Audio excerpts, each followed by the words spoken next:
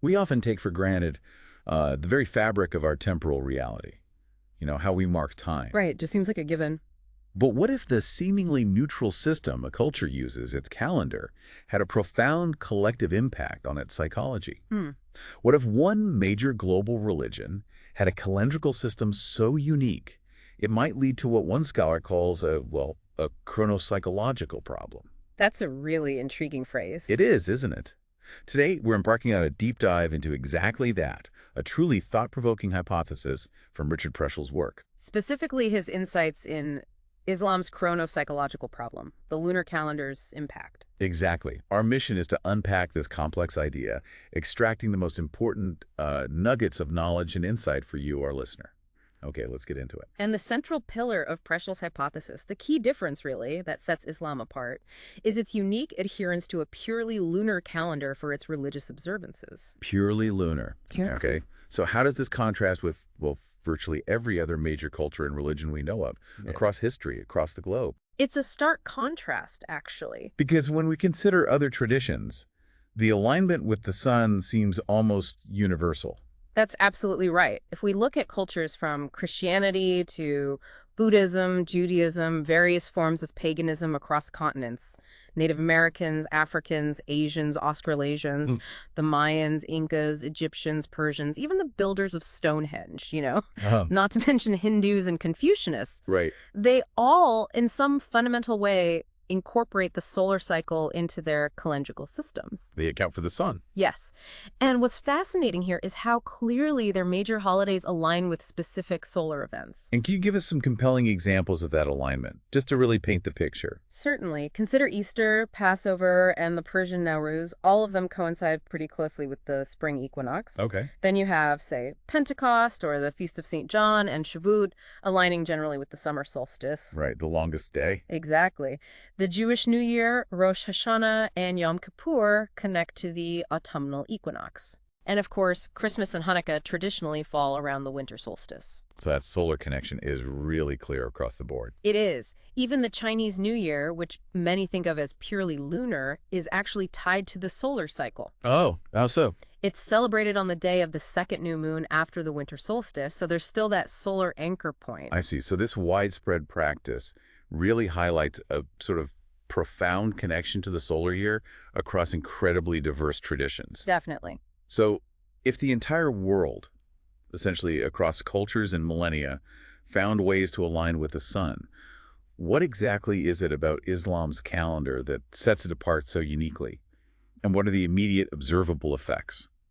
Well, the core distinction, as Preschel highlights, is Islam's unwavering adherence to a purely lunar system for its religious dates, no solar adjustments. Okay. This means that celebrations like Ramadan and other key Muslim festivities don't stay fixed in one season. Right, they drift. Exactly. They shift approximately 11 days earlier each solar year. 11 days. Which means that over a period of about 33 years, these major religious observances will have cycled through every single season. Summer Ramadan, winter Ramadan, spring, fall. Wow. A 33-year cycle through all the seasons. That's quite different. It is. And what's truly intriguing is that this purely lunar adherence wasn't always the norm among Arabs. Oh, really? To understand the full implications, we need to look back in time. Before Islam, Arabs, much like the Hebrews actually, used an intercalary month. A 13th month. Yes, exactly. A 13th month added roughly every 3 years. They called it Nasi. Nasi. Okay. Why was that necessary, astronomically speaking? Well, it comes down to the maths. The lunar year, based on months averaging 29.5 days, is about 11 days shorter than the solar year. Right, the same 11 days we just mentioned. Precisely. That 13th month, Nasi, corrected this discrepancy. It brought the lunar calendar back into alignment with the solar year, with the seasons. So it kept things synchronized. Yes. And it's a practice, as you mentioned, still observed in the Jewish calendar today. Those years with the extra month are called embolismic years. Embolismic, okay. And this adding of Nasi, you said it was empirical, sometimes arbitrary.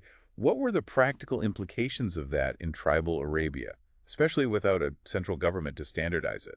That's a key point. The sources point out it had significant practical implications. There was this vital, continuous 4-month truce period each year. For safe travel, pilgrimage, trade. Exactly. Essential in a region prone to tribal conflict.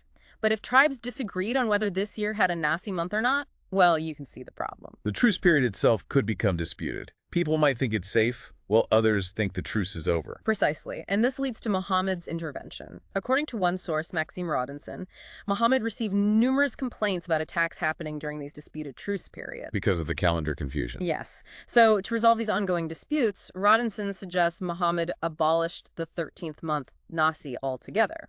Just got rid of the adjustment mechanism. Right. The source notes he likely didn't fully grasp the long-term astronomical consequences, the seasonal drift. Yeah. And because he only lived a few years after this ban. The full effects, that 33-year cycle, wouldn't have become obvious in his lifetime. Correct. That's one perspective. But there's another view, isn't there? A more controversial one. Yes. Cited by Ibn Warraq in Why I'm Not a Muslim, and reportedly supported by Al-Azhar's Chronology, this perspective suggests a different motivation. What does it propose?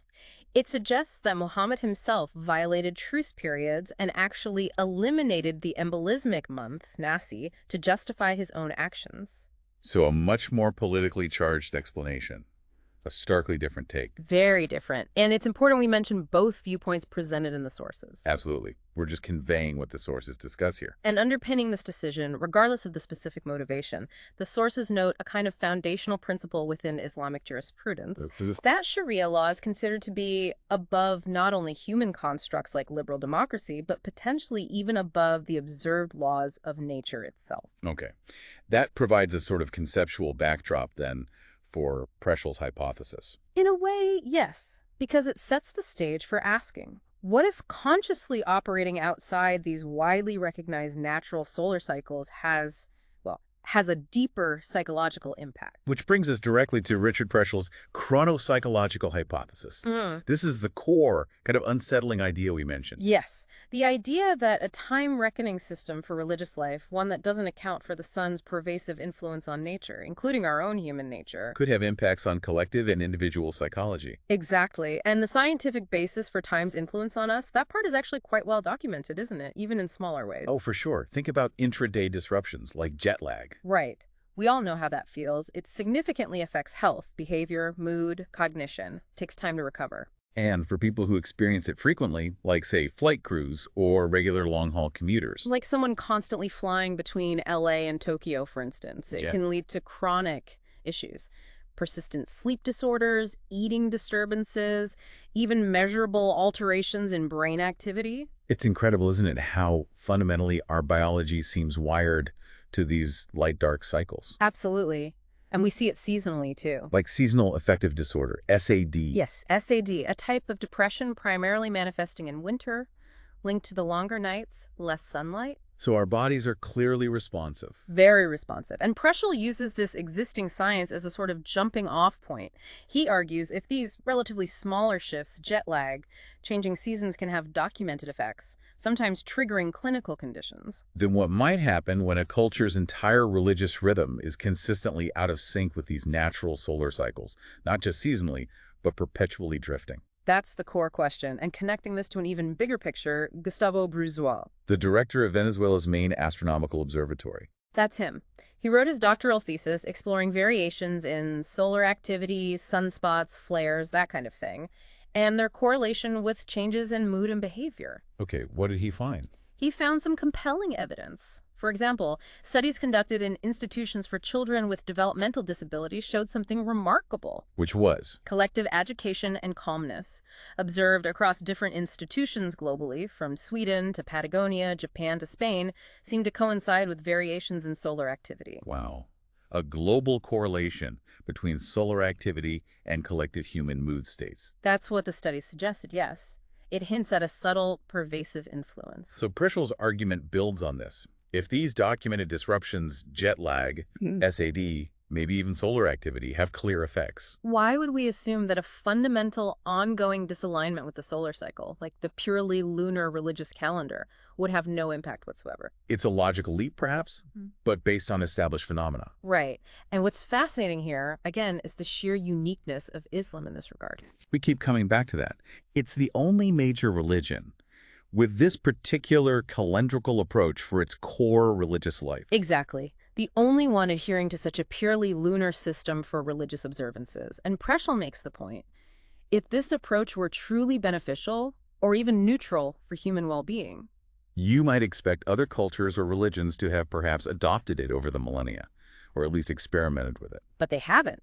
Instead, for all non-religious purposes, daily life, business, agriculture, you name it, Muslims, like pretty much everyone else, widely use the Gregorian calendar. The solar calendar. Yes, which raises an important question, as Preschel sees it. Why maintain this distinct, purely lunar system only for religious practice if there were no perceived difference or underlying effect? It does make you wonder. Now, it's really crucial to understand, and you mentioned this, that Preschel himself is clear about the limits here. Absolutely. He explicitly acknowledges that his hypothesis cannot be scientifically proven or experimentally validated in the way we normally think of scientific proof. You can't really run a controlled experiment on centuries of cultural practice. No, of course not. He's very upfront about that limitation. So what's his position then? His position is more nuanced. He essentially says, while we can't prove it, he sees no compelling reason to simply assume that the consistent year after year 11-day shift of Ramadan and other major festivities has zero impact on believers' collective and individual psychology. So it remains an intriguing question mark, a hypothesis to consider, rather than a definitive statement of fact. Precisely. It's posed as a question rooted in observation and analogy. And that's really why this deep dive matters to you, the listener. It's not about providing a simple answer. No. It's about encouraging critical thinking. Thinking about how deeply intertwined our systems of time, something we barely notice, might be with our lives or well-being, even perhaps on a societal level. It highlights this fascinating intersection of history, astronomy, culture, and psychology. Yeah, offering a perspective you might not have encountered before, asking you to ponder the sort of unseen influences that might shape human experience. Exactly. So wrapping this up, what does this all mean? Let's leave you with this to think about. We live in a world where science tells us more and more about how our environment affects us. The light cycles, the seasons, the subtle rhythms of the sun, we know they impact our health, our mood. The evidence for that is growing all the time. So what does it truly mean when a foundational cultural practice, like a religious calendar, consciously operates outside those widely recognized natural cycles? What unexamined influences might that have, however subtle, on human experience over generations? It's a profound question with no easy answer.